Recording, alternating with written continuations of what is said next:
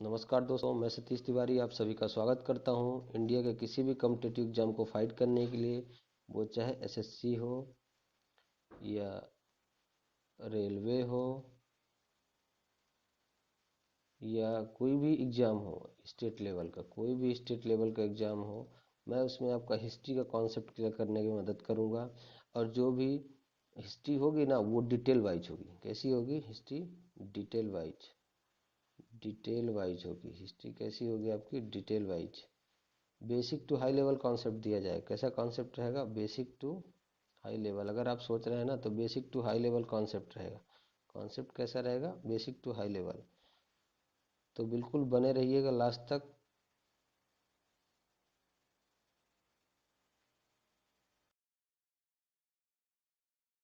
तो चलिए आइए बात करते हैं मध्यकालीन इतिहास में पावर के बारे में, यानी मिडविल हिस्ट्री में।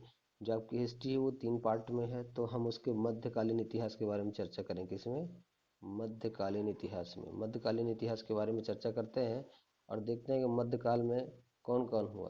तो दास्तान। तो आइए बाबर के बारे में चर्चा करते हैं कि बाबर कौन था, बाबर का जन्म कहाँ हुआ और बाबर ने कैसे अपना भारत में और अपने देश में शासन किया। तो बाबर का जन्म 14 फरवरी 1483 को अंदीजान उज्बेकिस्तान में हुआ था। बाबर का जन्म कहाँ हुआ था? उज्बेकिस्तान में। उज्बेकिस्तान वर्तमान में कहाँ पे है? अफगानिस्तान में है। कहाँ पे? अफगानिस्तान में। कहाँ पे है? अफगानिस्तान में। बाबर का पूरा नाम जहरुद्दीन मोहम्मद बाबर था। बाबर का पूरा नाम क्या था? जहरुद्दीन मोहम्मद बाबर। वह भारत में मुगल वंश का संस्थापक था। वो तैमूर लंग का वंशज था और विश्वास रखता था कि चंगेज खान उसके वंश का पूर्वज था। वह भारत में क्या था? मुगल वंश का संस्थापक था। कौन से वंश का? मुगल वंश। अच्छा, मुगल वंश आया कहाँ से? थोड़ा सा इस पे चर्चा कर लेते हैं।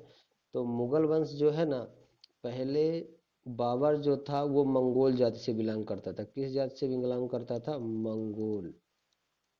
मंगोल जाति से। मंगोल जाति के लोगों को क्या था कि पढ़ने लिखने का बहुत ज्ञान नहीं हुआ करता था। मंगोल जाति को क्या था? पढ़ने लिखने का बहुत ज्ञान नहीं हुआ करता था। तो वो लोग क्या करते थे कि ज्ञान न होने की वजह से इसका पूरा नाम ना लेकर सिर्फ और सिर्फ बाबर बुलाते थे। क्या बुलाते थे? बाबर। इसको क्या बुलाते थे? बाबर। और ये जो था मंगोल जाति में, क्या है कि मंगोल जाति बाद में फारसी में कन्वर्ट हो गए। किस में कन्वर्ट हो गए? परिवर्तित हो गए। किस में? फारसी भाषा में। फारसी भाषा में कन्वर्ट हो गए। जब ये फारसी में कन्वर्ट हो गए, तो क्या किया कि इनकी जो जाति है वो फारसी में मुगल बोलने जाने लगी। कौन सी? मुगल। वहीं से क्या होता है? मुगल वंश माना जाता है। कौन सा वंश? मुगल वंश। और मुगल वंश का संस्थापक किसे माना जाता है? बाबर को माना जाता है। और वह विश्वास रखता था कि वो चंगेज खान उसके वंश का पूर्वज था। ऐसा क्यों विश्वास रखता था? क्योंकि जो उसकी माँ थी ना, वो चंगेज खान वंशज थी। उसकी माँ जो थी, कौन थी? उसकी माँ। उसकी माँ जो थी वो चंगेज खान वंशज थी। कौन सी वंशज थी? Genghis Khan. इसलिए वो ऐसा मानता था कि अगर मेरी माँ चंगेज खान की वंशज है। 1502 ईस्वी में सर्रे फूल का युद्ध लड़ा और जीत लिया। ये पॉइंट गलत है। वो 1502 ईस्वी में क्या होता है?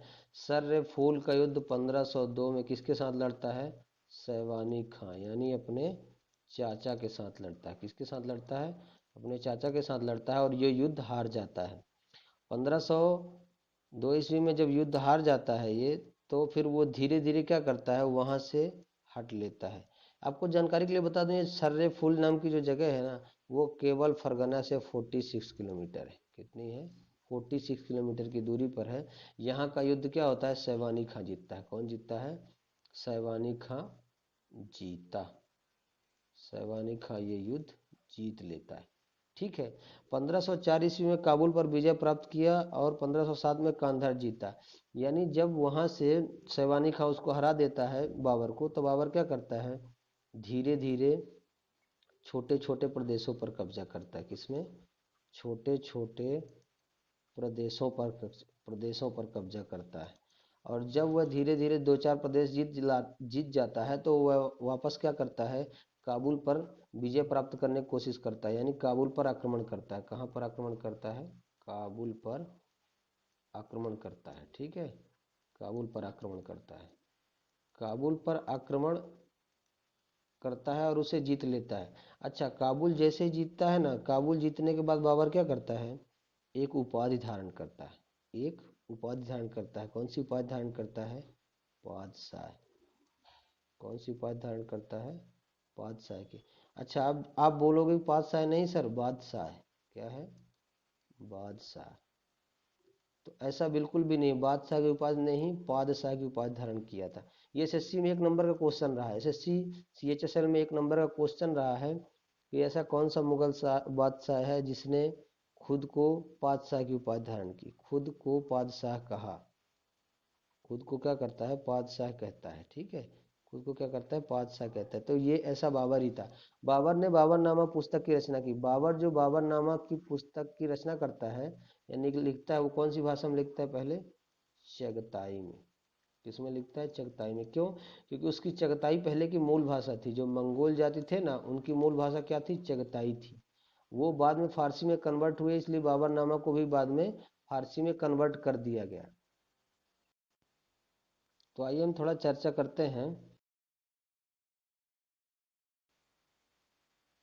अच्छा, आइए थोड़ा सा चर्चा करते हैं 1504 में। 1504 में क्या होता है? बाबर काबुल जीत लेता है। क्या होता है? काबुल जीत लेता है। काबुल जीतने के बाद क्या होता है? वो धीरे धीरे छोटे छोटे प्रदेशों पर कब्जा करना करना चालू कर देता है। अच्छा, आइए थोड़ा सा बात करते हैं कि भारत की जो क्लाइमेटिक कंडीशन ऐसी थी, भारत का जो मानचित्र है वो ऐसा है। तो आपको जानकारी के लिए मैं बताना चाहूँगा कि भारत जो है ना, तो पहले से ही कृषि प्रधान देश रहा है। कैसा देश रहा है? कृषि प्रधान। क्या रहा है? कृषि प्रधान। कृषि प्रधान देश रहा है। और अब हम भारत में बात करें, उत्तर भारत में यानी दिल्ली में चर्चा करते हैं। दिल्ली, इसमें चर्चा करते हैं दिल्ली में। तो जानकारी के लिए अब बता दूं कि दिल्ली में सन 1508 यानी 7-8 के पास कौन शासन करता था? 1508 में कौन शासन करता था? सिकंदर लोदी। कौन शासन करता था? सिकंदर लोदी शासन करता था। सिकंदर लोदी उस टाइम पे शासन करता था। सिकंदर लोदी शासन करता था। ठीक है, अब सिकंदर लोदी शासन करता था, तो उस टाइम पे था कि जो, अच्छा मुझे एक बात बताओ, 15वीं शताब्दी में, जब 15वीं शताब्दी चल रही थी, 15वीं शताब्दी में, ठीक है, 15वीं शताब्दी में क्या है, उस समय पेट्रोल डीजल की क्या कीमत थी? उस समय पेट्रोल डीजल की क्या कीमत थी? पेट्रोल या डीजल की क्या कीमत थी? कोई कीमत नहीं थी पेट्रोल डीजल की 15वीं शताब्दी में। तो लोग क्या करते थे? कृषि पर निर्भर करते थे। किस पर निर्भर करते थे? कृषि पर।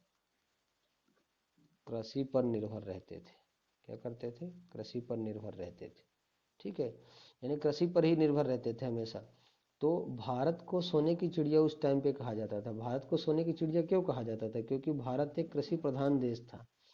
तो 15वीं शताब्दी में जब पेट्रोल डीजल नहीं होता था, पेट्रोल डीजल कोई कीमत ही नहीं थी, पेट्रोल डीजल क्या करेंगे वो निकाल के, या फिर प्यूरीफायर करके, या कुछ भी। तो उस समय सिर्फ पूरी की पूरी जो जनता थी ना, वो कृषि पर निर्भर रहती थी। किस पर निर्भर रहती थी? कृषि पर। और कृषि पर निर्भर रहने के बावजूद ही भारत को सोने की चिड़िया कहा जाता था। क्या कहा जाता था? भारत को सोने की चिड़िया कहा जाता था। अच्छा, कुछ इतिहासकार ऐसा भी मानते हैं कि बाबर के पास या फिर अन्य शासकों के पास उनकी प्रजा को पालने के लिए, प्रजा का पोषण करने के लिए खाने की व्यवस्था नहीं रहती थी। तो वो लोग क्या करते थे? कर लगा देते थे। क्या करते थे? कर या लूट पर भरोसा रखते थे। लूट पर भरोसा रखते थे ये लोग। कर लगाते थे या लूट किया करते थे, ये दोनों चीजें हुआ करती थी।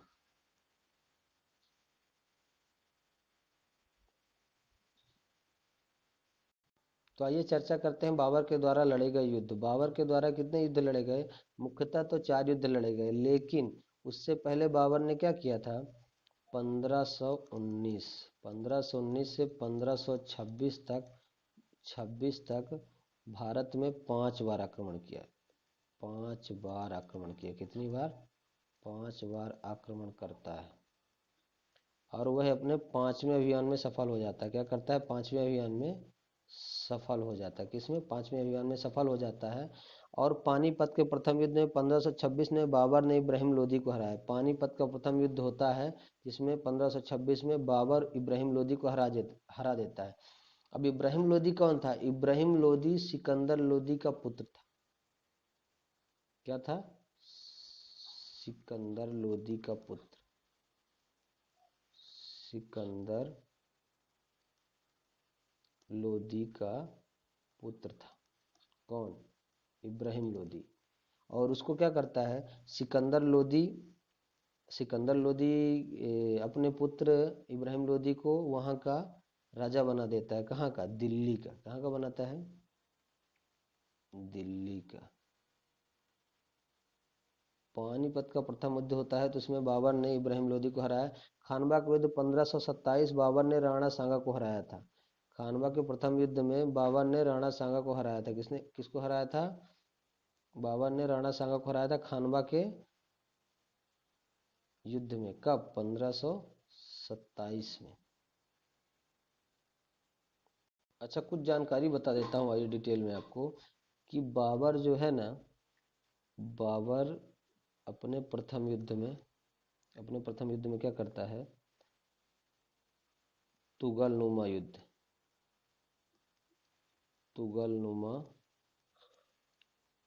युद्ध पद्धति को अपनाता है। तुगलनुमा युद्ध पद्धति को क्या करता है? वो अपनाता है। ठीक है। बाद में दूसरा काम क्या करता है? वो उस्मानी विधि अपनाता है। क्या करता है? उस्मानी विधि का प्रयोग करता है। कौन? बाबर। फिर तीसरा काम क्या करता है बाबर? बंदूक का इस्तेमाल करता है। बंदूक का इस्तेमाल करता है। कब करता है ये सब पानीपत के प्रथम युद्ध में करता है। कब करता है ये तीनों चीजें जो है ना, ये पानीपत के प्रथम युद्ध में करता है। कब करता है? पानीपत के प्रथम युद्ध में। ये सब क्वेश्चन है जितना भी है ना, तुगलनुमा युद्ध पद्धति, उस्मानी विधि, उस्मानी विधि, या फिर बंदूक का इस्तेमाल और तोपों का इस्तेमाल। किसका? तोपों का इस्तेमाल। ये पहली बार भारत में हुआ था। पहली बार भारत में हुआ था। ठीक है ना, पहली बार भारत में हुआ था। भारत में हुआ था, हुआ था। ठीक है। ये सब चीजें पहली बार भारत में हुई थी। अब आगे बात करेंगे आपको, तो आइए थोड़ा सा बता देते हैं। जो सिकंदर लोदी था उसने अपने पुत्र इब्राहिम लोदी को क्या किया, गद्दी पर बैठा दिया। और सिकंदर लोदी की मृत्यु हो जाती है 1508 में। कब हो जाती है? 1508 में रोहिणी नामक डिसीज से, रोहिणी नामक बीमारी से उसकी मृत्यु हो जाती है। मतलब इसको क्या बोलते हैं? Neck cancer. नेक कैंसर या गले का कैंसर, इससे इसकी मृत्यु हो जाती है। गले का कैंसर, इससे इसकी क्या हो जाती है? मृत्यु हो जाती है। किसकी मृत्यु हो जाती है? सिकंदर लोदी को। तो क्या करता है इब्राहिम लोदी को, इब्राहिम लोदी क्या करता है? बैठा देता है। कहाँ बैठा देता है? अपनी गद्दी पर। अपनी गद्दी पर इब्राहिम लोदी को क्या करता है? बैठा देता है।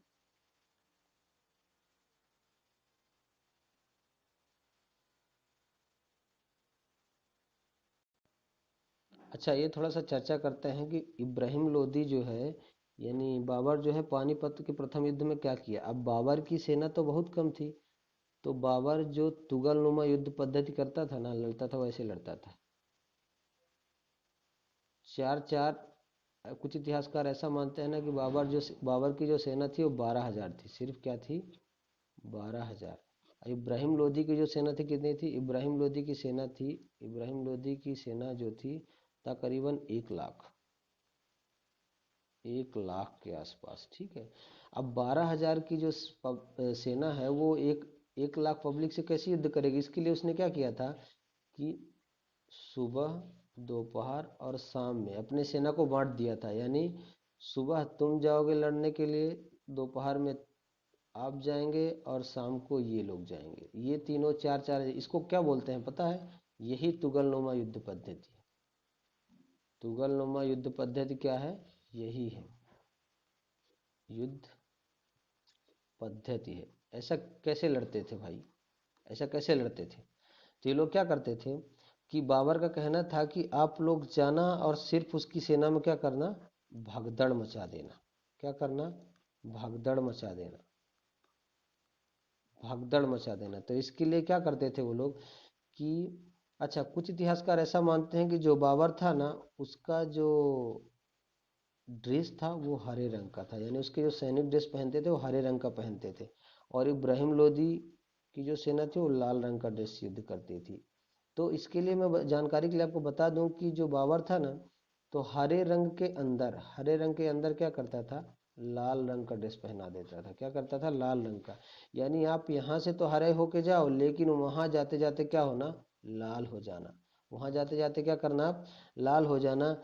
और उसकी सेना में भगदड़ मचा देना, क्योंकि बाबर को ये चीज़ तो पता थी कि इब्राहिम लोदी जो है वो दिल्ली में शासन कर रहा है, उसके पास बहुत सारी सेना है और हम उससे नहीं जीत पाएंगे। इसलिए वो क्या करता था कि बाबर बोलता था कि आप सिर्फ हरे रंग का ड्रेस यहाँ से पहन के जाना और लाल रंग के ड्रेस में वहाँ हो जाना, और उनकी सेना में सिर्फ भगदड़ मचा देना। क्या करना, भगदड़ मचा देना।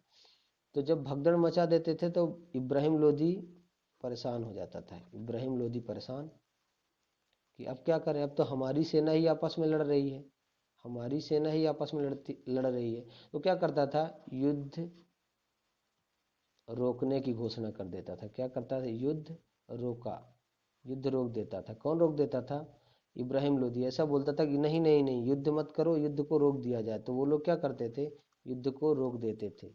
अच्छा, इसके बाद पुनः वापस बाबर की सेना चली जाती थी। कुछ इतिहासकारों का ऐसा मानना है ना कि बाबर की जो सेना थी वो बहुत चतुर थी। उसकी जो सेना थी वो बहुत चतुर थी। बाबर के जो सेनापति थे दौलत खां लोधी और बैरम खां लोधी। इसके जिक्र मैं इसलिए कर रहा हूँ क्योंकि यही दोनों लोग बाबर को इनवाइट इनवाइट किए थे, और राणा सांगा ने। तीसरे पुत्र आदमी कौन थे, राणा सांगा। ये तीनों ने मिलकर बाबर को इनवाइट किया था, आप आओ और इब्राहिम लोदी को मार डालो। ये लोग ऐसा चाहते थे कि ये आए और इब्राहिम लोदी को मार डाले। तो इनके कहने पर ही बाबर भारत में आके इब्राहिम लोदी से पानीपत में लड़ाई करता है।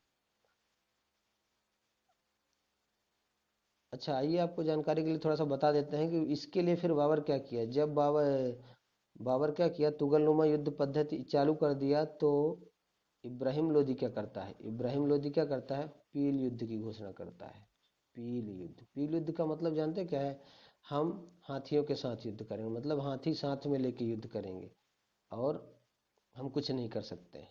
ठीक है, इसके लिए वो पील युद्ध की घोषणा कर देता है। कौन कर देता है, बाबर।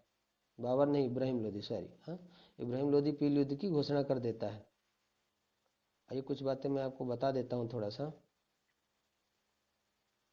तो इसको पहले मिटाना पड़ेगा मेरे को, मिटा लेता हूँ फिर लिखता हूँ।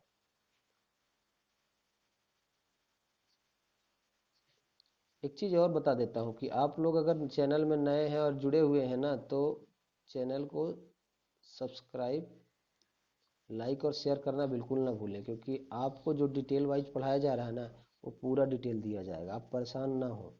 और कहीं से भी कॉन्सेप्ट वाइज कोई भी क्वेश्चन आ जाएगा, आपको परेशान होने की ज़रूरत नहीं है। आपको कोई पीछे नहीं कर पाएगा, ये पहली बार मैं बोल रहा हूँ। और लास्ट बार, लेकिन चैनल को सब्सक्राइब, लाइक और शेयर जरूर करें, क्योंकि ताकि हमारा भी सपोर्ट बना रहे और हम भी जुड़े रहें। जितना भी आप देखें उसको सब्सक्राइब करें, शेयर करें और लाइक करें। ये तीनों चीज़ें बिल्कुल नहीं भूलना है आपको। मैं भूल जाता हूँ बीच में बोलना, हालांकि कोई बात नहीं, फिर भी आपको ध्यान रखना है ये चीज़ें, हाँ। तो आइए बात करते हैं थोड़ा सा कि अब क्या बात करते हैं कि जो बाबर था ना, उसने पहले क्या किया, तुगलनुमा युद्ध पद्धति किया। तो इब्राहिम लोदी क्या करता है, इब्राहिम लोदी क्या करता है कि पील युद्ध की घोषणा कर देता है। किसकी युद्ध, पील युद्ध। यानी हम हाथियों के साथ युद्ध करेंगे, यानी हाथी साथ में लेके युद्ध करेंगे। ठीक है, हाथी। तो क्या करता है वो, पील युद्ध घोषणा करने के बाद हाथी साथ में लेके लड़ाई करना चालू कर देता है। अब बाबर के पास समस्या हो गई। तो बाबर ने क्या किया, अपनी उस्मानी विधि का उपयोग किया। उस्मानी विधि में उसने क्या किया कि एक सैनिकों को अपने एक आवाज़ दे दी। क्या किया, सैनिकों को अपने एक आवाज़ दे दी। आवाज दे दी का मतलब ऐसा है कि उसने बोल दिया। अच्छा, जानवरों का ये प्रकृति होती है कि अगर आप उसके साइड ध्वनि करके बोलेंगे तो वो उल्टी दिशा में ही लड़ाई करने लगे, यानी उल्टी दिशा में जाने लगेगा। तो क्या करते थे, वो कुछ ध्वनि निकालते थे। कौन? बाबर के सैनिक।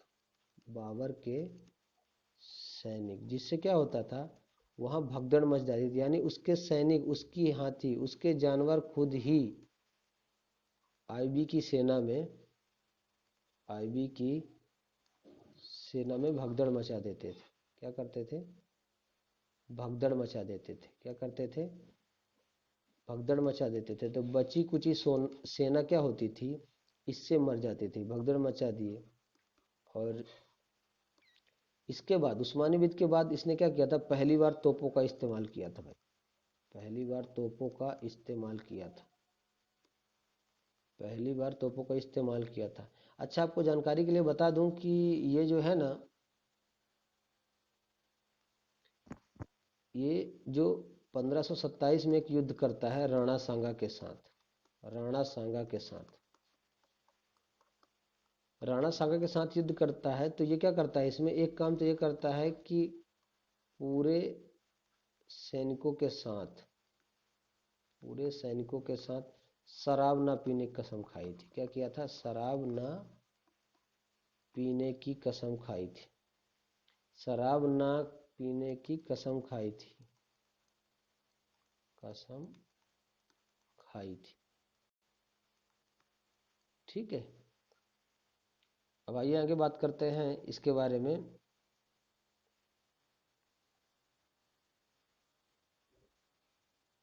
थोड़ा सा रुकिए, मैं इसको इरेज कर लेता हूँ।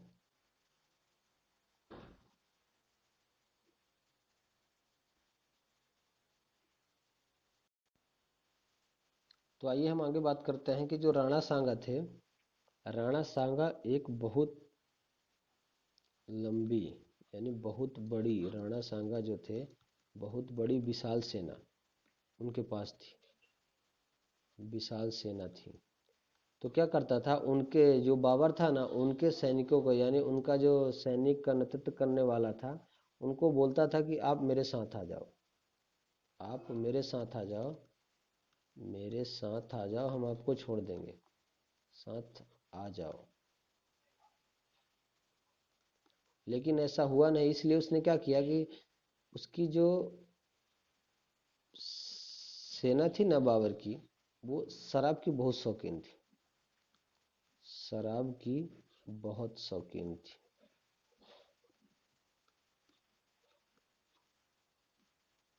तो इसके लिए उसने क्या किया था, सेना सहित शराब न पीने की कसम खाई थी। कब? 1527 में, खानवा के युद्ध में।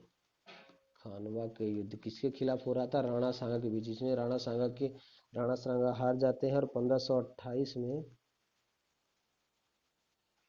जब वो क्या करते हैं, 1527 में घायल हो जाते हैं, तो उनके सैनिक लोग उनको युद्ध से बाहर कर देते हैं। 1528 में उनकी मृत्यु हो जाती है। किसकी मृत्यु हो जाती है? राणा सांगा की। राणा सांगा की मृत्यु हो जाती है। ठीक है।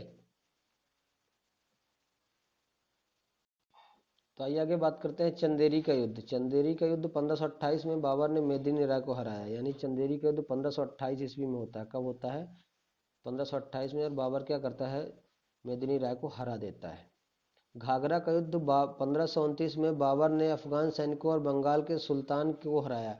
घाघरा का युद्ध, यानी घाघरा का युद्ध कहाँ होता है? घग्गर नदी के किनारे। कौन सी नदी? घग्गर नदी के किनारे होता है।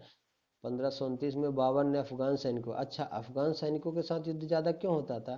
क्योंकि बाबर के जो पुराने,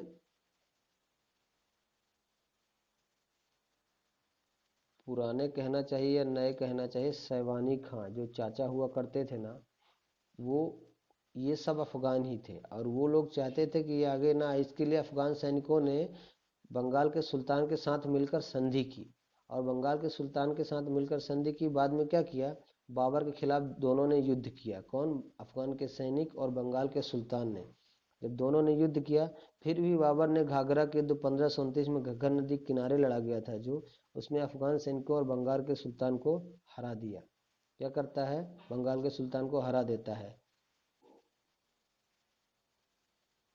ये बाबर के द्वारा लड़े गए 4 युद्ध थे। मुख्य युद्ध जो भारत में लड़े गए ना, वो मुख्य 4 युद्ध, बाबर ने भारत में 4 मुख्य युद्ध लड़े। तो उसके बारे में टिक्स बनाया गया। बाबर ने पानी पिया, खाना खाया, चांद देखा, घर गया और मर गया। यानी पानी से पानीपत, पानी से पानीपत, खाना से खानवा, चांद से चंदेरी और घर से घाघरा। कहने का मतलब है बाबर ने पानी पिया, खाना खाया, चांद देखा, घर गया और मर गया।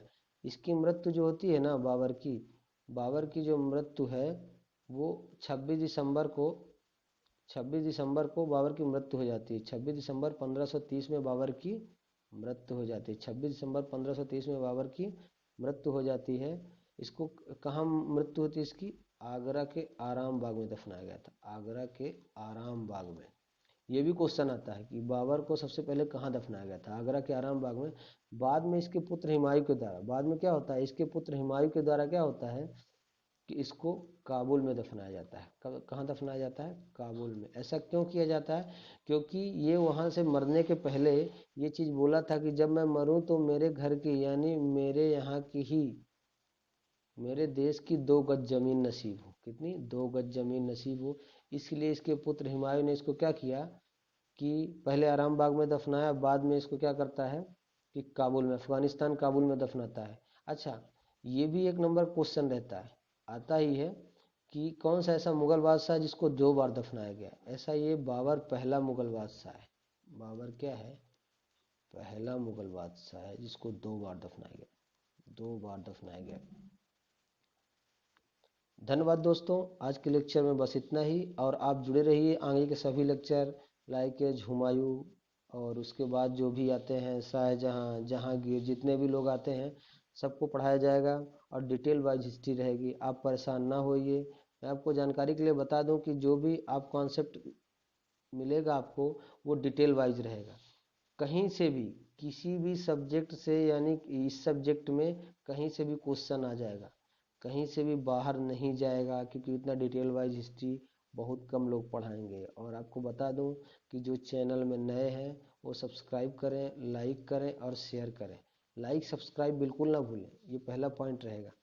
सब्सक्राइब जरूर करें, सब्सक्राइब जरूर करें, सब्सक्राइब जरूर करें, लाइक भी करें साथ साथ और शेयर भी करें। ये चीज़ें बिल्कुल नहीं भूलना है। धन्यवाद दोस्तों, आज की वीडियो में बस इतना ही। आप बने रहिएगा, आगे ज़रूर आपके साथ आएंगे।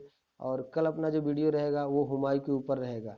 और इसके बाद मैं आपको बता दूं, थोड़ा सा इसको इरेज कर लेता हूँ, फिर आपको मैं कुछ जानकारी दे देता हूँ अपने बारे में कि मैं क्या क्या पढ़ाऊँगा।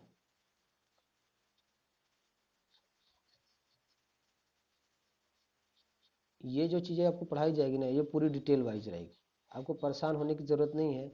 कहीं से भी हिस्ट्री में ना, किसी पूरी हिस्ट्री पढ़ाऊंगा। ऐसा नहीं है कि सिर्फ मेडिवल हिस्ट्री। आपको एंशियन हिस्ट्री, कब गांधी दक्षिण अफ्रीका से आए, कब यहाँ गए, कब उनने ऐसा किया, कब उनने चंपारण आंदोलन किया, कब उनने नील की खेती के विरुद्ध ऐसा काम किया, असहयोग आंदोलन कब चला, ये सब चीज़ें आपको बताई जाएगी। आपको परेशान होने की बिल्कुल भी ज़रूरत नहीं है।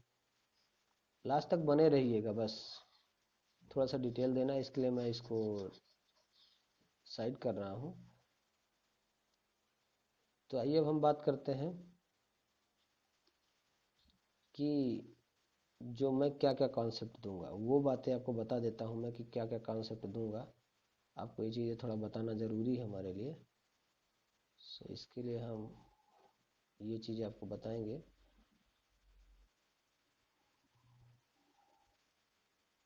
तो आइए जानते हैं, हमारा पहला टॉपिक जो रहेगा ना वो पूरा डिटेल रहेगा। हिस्ट्री पूरा डिटेल रहेगी, ठीक है। इसके बाद एमसीक्यू भी लाऊंगा।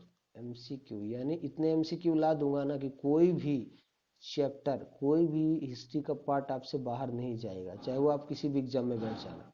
इसके बाद तीसरा बात क्या रहेगा कि डाउट क्लियरिंग सेशन भी रहेगा। क्या रहेगा? Doubt clearing session. अगर जिस किसी का मैसेज आता है उसका डाउट भी क्लियर किया जाएगा। और चौथी बात तो आप जानते हो कि सब्सक्राइब सब्सक्राइब, लाइक और शेयर, ये चीज़ें आप ज़रूर करेंगे, तभी आपको हमारा वीडियो मिल पाएगा, ताकि जो भी हम वीडियो पढ़ाएंगे। लेकिन आपको बता दूं 5वीं बात कि किसी भी एग्जाम में बैठना, चाहे पीएससी में बैठ जाओ, चाहे एसएससी में बैठ जाओ, एसएससी का कोई भी पैटर्न बैठ जाओ, रेलवे वगैरह तो है ही सही, रेलवे है या फिर जितना भी है, कोई भी क्वेश्चन बाहर जाएगा ही नहीं, क्योंकि पूरी डिटेल में पढ़ा रहा हूँ और एमसीक्यू भी लाऊंगा। जो भी एमसीक्यू जितना भी रहेगा ना, जितना पढ़ा रहा हूँ उसके बेस पे नहीं, उससे एक्स्ट्रा भी कुछ लाऊंगा, ताकि आपको ऐसा लगे कि हमारे कॉन्सेप्ट वाइज। हाँ, ये क्लास जो है ना, सीजीएल वालों के लिए बहुत महत्वपूर्ण है। एसएससी, सीजीएल, सीजीएल, सीजीएल और पीएससी वालों के लिए बेहद महत्वपूर्ण है। तो धन्यवाद दोस्तों, आज की वीडियो में बस इतना ही। आप लोग जुड़े रहिएगा हमारे साथ और हम आपको पूरा कॉन्सेप्ट देते रहेंगे। नमस्कार, जय हिंद।